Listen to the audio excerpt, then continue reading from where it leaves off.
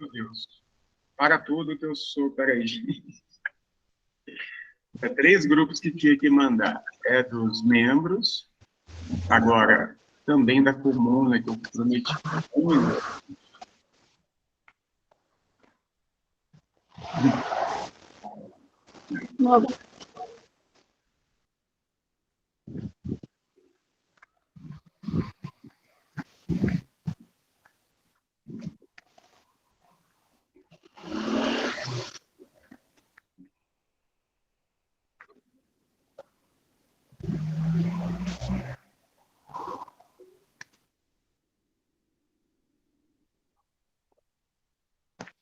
Pronto, mandei onde eu precisava. Agora vai. Gente, é isso aí. Agora vai começar até... Provavelmente vai entrar algumas outras pessoas aqui, né? São membros, vocês que estão aqui são membros. A gente também está convidando... Thaís, desliga seu microfone, por favor. A gente também está convidando a galera que está pensando em entrar, né? Que está lá no... Ô, Rê, você consegue desligar o... Ah, pronto. Convidamos os novos garagistas, que são as pessoas que estão para entrar como membro, e a galera que participa comigo da Comuna do Berlofa também vai participar com a gente hoje aqui, tá bom? Então, bora lá, tá gravando já? Já tá gravando. Vou compartilhar uma tela com vocês.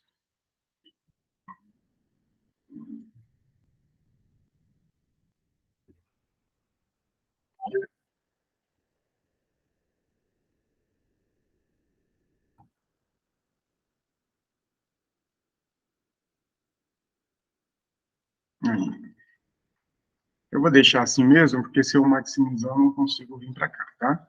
Mas dá para ler, correto? Todo mundo está vendo bonitinho. Aqui. Quando eu passar, vai ficar assim. Ótimo. Então, bora começar. Bem-vindos a mais uma temporada da EBON, nossa escola bíblica online. Estou feliz porque, desde que começou a EBON, eu ainda não participei em nenhum momento, né? A não ser como aluno também. E faz tempo que eu não parava para escrever assim, um estudo bíblico, a não ser na parte de curso de teologia, né? E a primeira coisa que eu queria deixar claro aqui é a diferença para a gente fazer um estudo bíblico, né, de um curso de teologia, tá bom, gente? São coisas diferentes. É lógico que em todo curso de teologia nós teremos estudos bíblicos e em um bom estudo bíblico nós temos que ter bastante teologia. Mas é diferente, a gente está debruçado num ambiente acadêmico, né, fazendo uma análise textual crítica, né, chamando o John, invocando os antigos, do que a gente trilhar um caminho, sim, baseado numa boa teologia, mas um caminho de fé, né, e sim trilhar um caminho. Então, é isso que eu queria convidar vocês. Nós vamos percorrer as páginas bíblicas hoje, trilhando um caminho, né? Diante de tudo isso que nós chamamos Bíblia, que é muita coisa, e olha, informações sobre a Bíblia vocês têm bastante aí em curso que a gente dá. Mas diante de tudo aquilo que nós chamamos Bíblia, a gente vai trilhar um caminho de Gênesis em diante, tentando entender, ou pelo menos perceber, uma linha desse multiverso, uma linha que nós podemos concebê-la como reino de Deus. O que é o reino de Deus? O que é isso, mano? Como viver isso? Tá? Como eu explico isso? A minha expectativa aqui como professor nessas próximas 12 semanas é que no final todo mundo que participou fala assim, pô, acho que eu entendi essa parada de reino de Deus. Não que eu entendi completamente, não que eu sei exatamente, não, mas eu acho que eu tenho um caminho para seguir sobre o que é reino de Deus. Por isso que eu nomeei um reino não muito distante, porque, por mais que seja um termo infantil das histórias, é exatamente essa proposta do estudo que eu estou preparando para vocês. Estou preparando porque eu só tenho escrito o primeiro episódio hoje e metade do próximo, né? Eu vou construindo isso com vocês. Então, a gente vai começar a falar sobre esse reino aqui com a gente, tá bom? Bom, vamos lá. Sem mais delongas. Vamos começar do começo, poxa. Vamos começar do começo e eu convido quem quiser aí abrir Bíblia e papel, né? Fica à vontade. Eu vou tentar trazer os textos mais importantes, eu vou trazer aqui na tela, tá bom? Criação do reino, tá bom? Deixa eu só abrir um outro arquivo que eu preciso de base aqui para fortalecer o nosso trabalho. Só um minutinho, gente.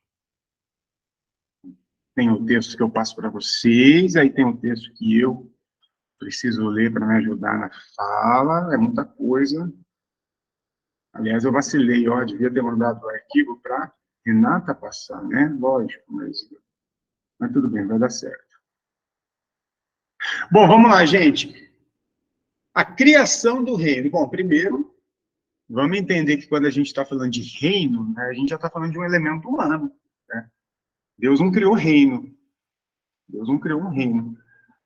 Se a gente for ver a história da humanidade aí, nem existe muitas certezas, né? Existe uma discussão, mas quando a gente fala de rei, de reinado, a gente está falando de algo aí 3100 a.C., no Egito, que essa história começou. Né? Na história bíblica, por exemplo, o primeiro rei, que foi o rei Saul, 1000 a.C., olha que coisa recente, perto de uma história bíblica que remonta aí 4.000 anos, entre aspas, antes de Cristo. Então, primeiro, né, quando a gente está falando de reino, nós já estamos falando de um elemento humano. Eu não imagino em nenhum momento que Deus se enxergou como um rei e nos enxergou como súditos ou servos, né? Não, nunca foi essa a ideia de Deus. E, inclusive, no que nós temos de narrativa bíblica, aqui no Gênesis, ora, o Senhor tinha plantado um jardim no Éden, lá para os lados, lá para as bandas do leste. Ali colocou o homem, a humanidade que formara, né? Isso está em Gênesis 2:8. Deus não cria um reino com um rei, com um trono, com cetro, com súditos. Deus cria um mundo. E adivinha qual é o nome que ele dá para esse mundo, na narrativa do Gênesis? Éden. Éden. Éden não era o nome do jardim, né? O jardim está ali, ó. O jardim foi plantado no Éden, né? Então, existe até a narrativa de que o Éden é o nome do planeta, ou pelo menos o nome do ambiente onde esse jardim foi plantado, um jardim no Éden. Então, Deus não está pensando em criar reino, em criar súditos, em trono. Não, ele plantou um jardim.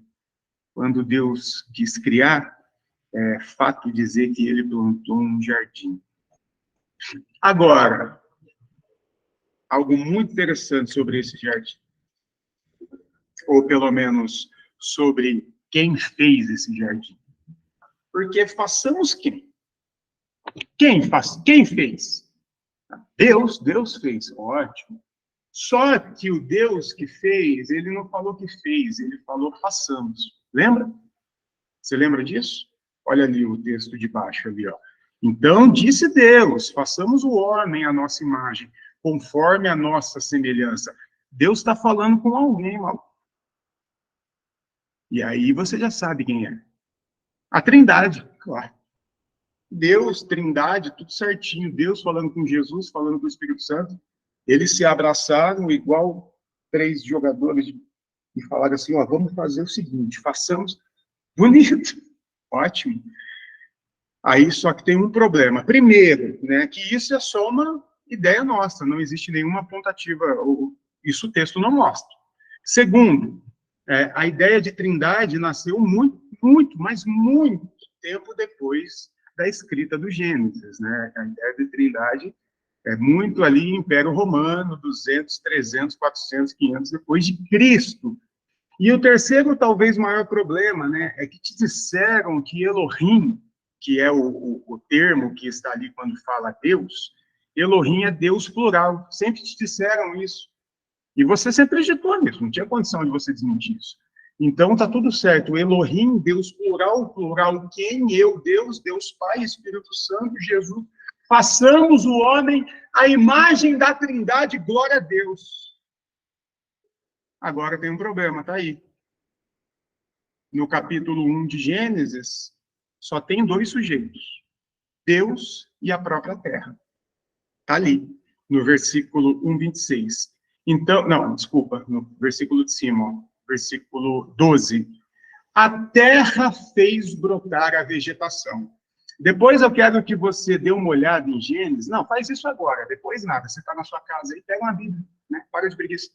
Abre outra aba aí. Pega uma Bíblia e lê o Gênesis. Eu não vou fazer isso porque eu estou sem Bíblia. Você lê o Gênesis do capítulo 1 até o capítulo, do versículo 1 até o versículo 11. E ali só apresenta um sujeito, que é Deus. De repente, no versículo 12, apresenta a própria terra como sujeito. A terra fez brotar a vegetação. E aí tem mais um problema, que é o versículo 1 e 2. O versículo 1 e 2 deixa claro que Deus estava se relacionando com a terra para gerar vida. Lembra de Gênesis capítulo 1, versículo 1 e 2?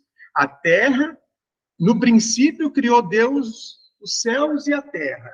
A terra era sem forma e vazia, e o Espírito de Deus pairava. E o Espírito de Deus pairava. E essa palavra pairava, na verdade, chocava. Se fosse traduzir, é utilizado no texto bíblico, é a mesma palavra da galinha chocando os seus ovos.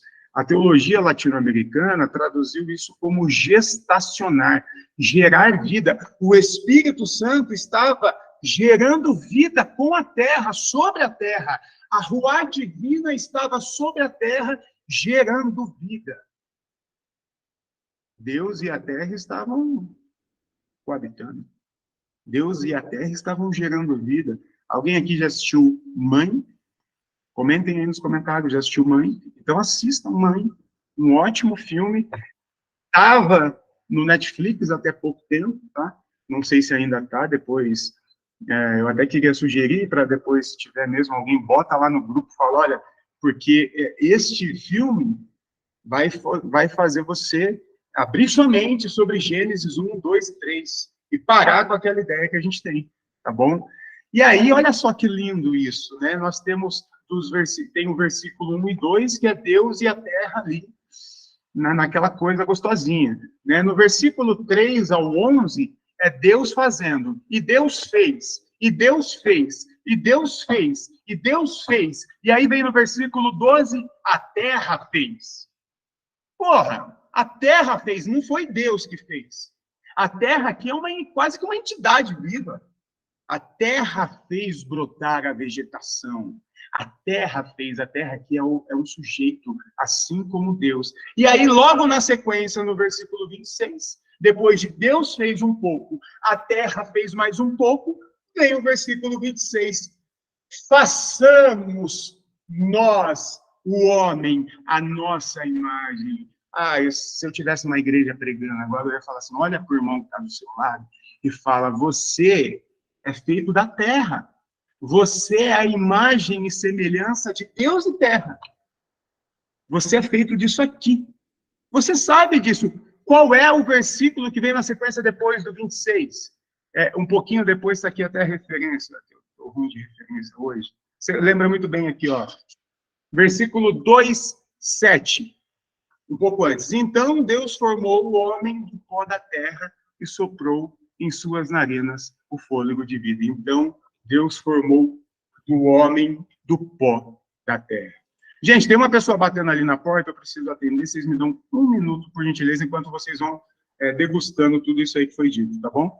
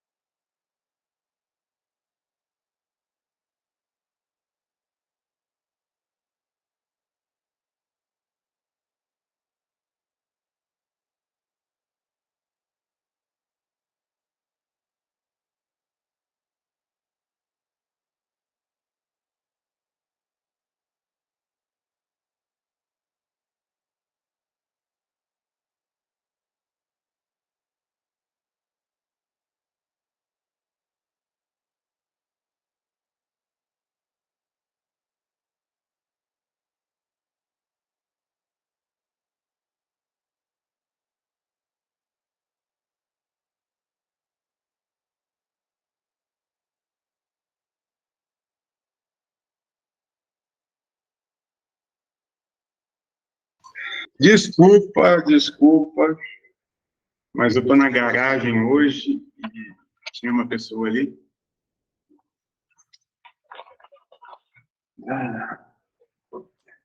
Vamos lá, deixa eu só dar uma olhada aqui no chat, ver se alguém comentou alguma coisa. Que bom. Gente, beleza essa primeira parte, então? Passamos quem? Quem fez a humanidade à sua imagem e semelhança? Deus e a Terra, pelo menos isso é o que está proposto ali no Gênesis. Esquece essa ideia, por enquanto, de trindade, né? Isso não existia no Gênesis, né? É outra história. Gênesis, sobretudo a primeira parte dele, até o capítulo 11, está muito mais próximo de um mito, né, do que um livro de história, um livro de ciências, tá bom? Então, toma cuidado com essas pessoas que tentam ficar fazendo ciência com o Gênesis. Olha, foi descoberto que no seu DNA tem exatamente a mesma coisa que no pó da... Sabe? Toma cuidado com esse tipo de gente. Por favor, vamos entender a mitologia proposta aqui. Tá bom, gente? Podemos seguir, então? Boa. Minha querida mãezinha disse isso. Os antigos talvez tinham uma ideia melhor do que a nossa. Criaram para quê? Beleza, então a gente entendeu, né? Deus não estava na pegada de criar reino, ele criou um planeta, chamou ele de Éden. Não lembro se eu falei para vocês o que significa Éden, mas significa lugar de delícias. O planeta proposto, digamos, o plano original do planeta, é um lugar de delícias, né? E nesse lugar de delícias, em algum lugar, Deus planta um jardim. Planta um jardim. E aí ele decide, junto com a terra, fazer a humanidade. Fazer a humanidade. A imagem e semelhança dele e da terra. É como se eu estivesse fazendo uma pregação na época, assim, mais de Penteca, talvez eu diria, né? Nós temos o código genético de Deus, sabe essa parada que você deve ter ouvido? Então, é mais ou menos isso, mas também o da Terra, né? Nós somos imagem e semelhança de Deus, mas somos imagem e semelhança da nossa Terra, né? E eu acho isso, eu particularmente acho isso muito lindo, acho muito mais bonito do que ser imagem e semelhança de uma trindade. Eu nem tenho certeza se é bem assim, né? Bom, sigamos aqui então. Mas fez para quê, né? Fez para quê? Deixa eu só achar aqui minha outra. O versículo 15 do capítulo 2 de Gênesis diz que o Senhor Deus colocou o homem no jardim do Éden para cuidar dele e cultivá-lo. Então, em nenhum momento a ideia de Deus, primeiro, é que nós nos tornássemos garimpeiros do ambiente onde nós estamos, né? E sim para cuidar e cultivar. E talvez, quando você olha para o versículo abaixo ali que eu coloquei, que é o 1:28, você pensa, não, mas ali, ó, olha o que está escrito ali, subjuguem, aí não, tá vendo? É um negócio mais pesado mesmo. Mas o interessante é que essas duas palavrinhas que está ali, que está traduzida para nós como encher e subjugar, que eu não vou lembrar agora, é Radaia, depois eu vou perguntar ao John, Kadashi, Radaia, um negócio assim, ela só aparece numa perspectiva, na Bíblia, com um zelo do cuidado e, sobretudo, de um cuidado sacerdotal, com o templo, com o castelo do rei. Então, não são palavras que remeta realmente a uma escravidão, a um garimpo. Sim, é sempre um cuidado. O homem, e Deus colocou o homem no jardim do Éden para cuidar e cultivar. No versículo abaixo ali, que é o 1:28. Deus abençoou e disse: sejam férteis e multipliquem-se. Sejam férteis e multipliquem-se. Bom, aqui eu acho que todo mundo sabe como é que multiplica, né? Sendo fértil. né? Deus está dizendo assim, gente, transem bastante, transem à vontade, mas não transem pouco, não. Transem com força. Transem bastante para finalmente a gente conseguir encher esse planetão aqui. Então, é Deus mandando a galera transar bastante, sejam férteis, multipliquem-se. Agora, é óbvio também, eu vou evitar ficar me desviando do que a gente está construindo e sair para fazer críticas a outras teologias. Mas, às vezes, eu acho necessário. Né? A gente está criando algo juntos e vamos manter o nosso foco no que a gente está criando. Amém. Mas, às vezes, é legal a gente lembrar também do que a gente não é. Né? Porque aqui é muito fácil a gente pegar um texto como esse, por exemplo, para dizer que nós temos, então, que multiplicar, que nós temos, então, que ter filhos, e aí já subjuga a mulher que não quer ter filho, e já critica a pessoa que não quer constituir família. Ei, calma. Isso aqui é um conto, isso aqui é uma narrativa mítica de um possível povoamento da terra. Deus não estava falando de casamento, Deus não estava falando de escolher esperar, nem de sexo como sexualidade. Apenas sexo como reprodução. Tá bom? Isso é muito importante frisar. Mas havia a ideia, então, de Deus, um plano de Deus. E qual era esse plano, de acordo com essa narrativa bíblica? Bom, nós temos um Éden, nós temos um planeta fértil, né? Se você ler Gênesis todo no capítulo 1, em todo ele, a terra está se enchendo de tudo, de hortaliças, aquela coisa linda, aquela coisa diversa. E aí Deus cria a humanidade a partir dele e da terra, como se Deus transasse com a terra e disso nascesse quem? Eu e você, a humanidade, que você sabe que não foi Adão, não foi a Eva, ok? Não foram duas pessoas. Adam, né, que é traduzido como Adão, ali no capítulo 1 de Gênesis, é a palavra humanidade, Adam, humanidade. E criou Deus a humanidade. Depois, sim, no capítulo 2, aparecem dois personagens, né, que é chamado de o homem, o gênero masculino, e a mulher, que só depois do pecado que vai ganhar o nome de Eva, tá? Então, só toma cuidado, Deus não criou um homem e uma mulher. Aqui é a criação da humanidade, tá bom? Então, criaram para quê? Porque ele tinha um plano original. Que esse plano original, na teologia latino-americana, que quem participou das últimas EBONs aí, o John acabou de vir de uma série também, falando para a gente sobre teologia latino-americana, sensacional. E você já aprendeu um termo aqui da teologia latino-americana, que é gestacionar, e agora tem um outro aqui, que é o mandato cultural. O mandato cultural é que a humanidade cuide da terra para que em toda ela floresça um paraíso, um jardim. É como se Deus criasse um planeta, e nesse planeta fértil, ele organizasse uma partinha dele, que nós conhecemos como jardim, né? É como se o jardim fosse um modelo, é como se o jardim fosse um gabarito.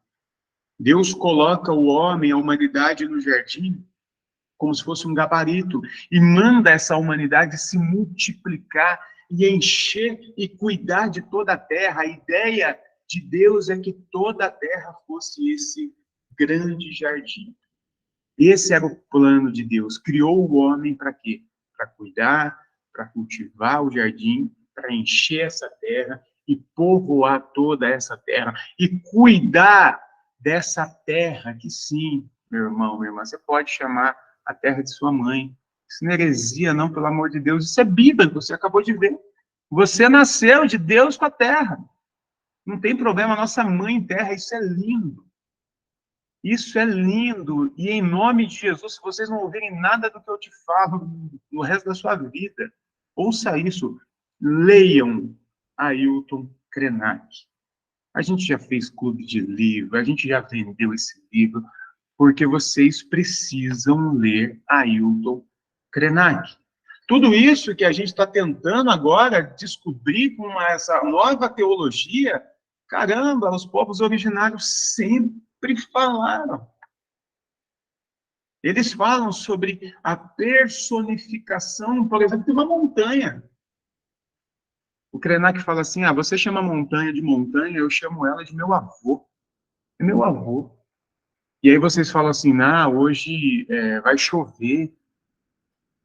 Aí a gente fala assim, olha, a montanha está triste. A montanha está nebulosa, a montanha fala com a gente que vai chover. E quando alguém está triste, a gente não se envolve com essa pessoa triste.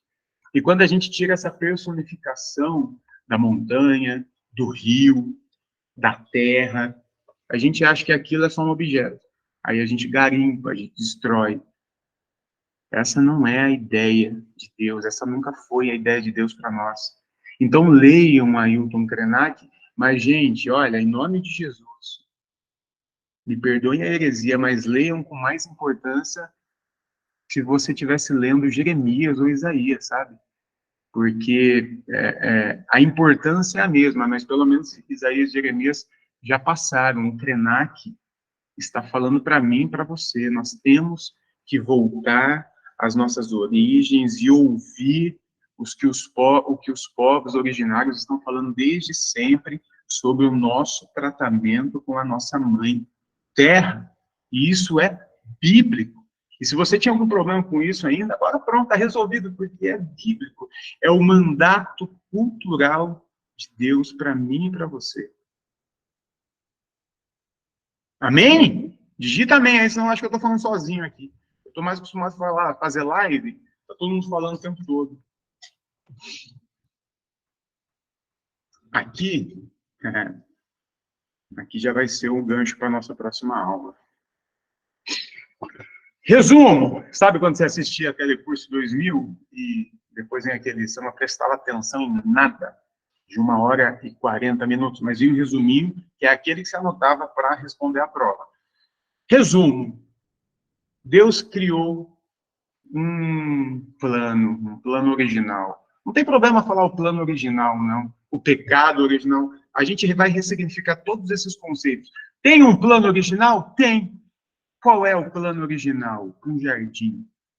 Um jardim. E sabe qual é o grande lance do jardim? Primeiro, você já viu o jardim todo de uma cor só? Que coisa terrível! Um jardim monocromático. Tudo vermelho. Ai, que coisa horrível. Imagina um jardim tudo do mesmo tamaninho. Tudo igualzinho, podado, idêntico, assim, ó. Mas para... que coisa... Imagina um jardim com um único cheiro. Isso não é um jardim. Um jardim é uma grande diversidade de cores, tamanhos, cheiros, sabores, essências. Tem espinho, e tem rosa, e tem coisa boa, e tem coisa ruim. Esse é o jardim. E a proposta de Deus é esse jardim diverso em todo o planeta. No jardim, todos têm acesso a tudo. Toda planta, tá? Da mais bela à mais odiada, da mais cheirosa à mais fedida, né? Todas têm acesso ao sol, ao solo, à irrigação, à podagem, todas têm acesso a tudo. A ideia central e primária de Deus para a humanidade é que a Terra fosse um jardim. E ele deu esse modelo para nós, que é o próprio jardim. Colocou a humanidade lá e falou, façam isso em toda a Terra. Façam isso em toda a Terra. Então, ouçam isso e fiquem com esse gancho para a próxima aula. O plano de Deus sempre foi, saiam, vão para a Terra, vão multiplicar, vão encher essa Terra. Então, a gente vai ter que abrir a nossa mente para o que acontece no capítulo 3 de Gênesis. Porque você acha que Deus foi um grande carrasco em botar o homem para fora, mas espera aí, esse sempre foi o plano, não foi? Como é que vai cuidar do planeta, Adão e Eva? Vocês vão ficar onde? Então, com essa mesma roupagem que a gente está fazendo essa leitura, no próximo capítulo, né? Na próxima segunda-feira, a gente vai mostrar o que realmente é o pecado original.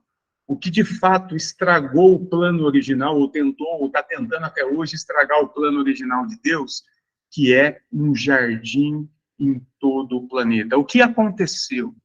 O que aconteceu que esse plano, algo foi posto nele, que é o tal do pecado. Mas isso a gente vai ver na próxima aula. O pecado original, capítulo 2, da nossa aulona aqui, um reino não muito distante. Beleza? E agora eu vou abrir para perguntas. Vou abrir para perguntas, então você que quer fazer uma pergunta, você que quer fazer um comentário sobre isso, não é só pergunta não, tá?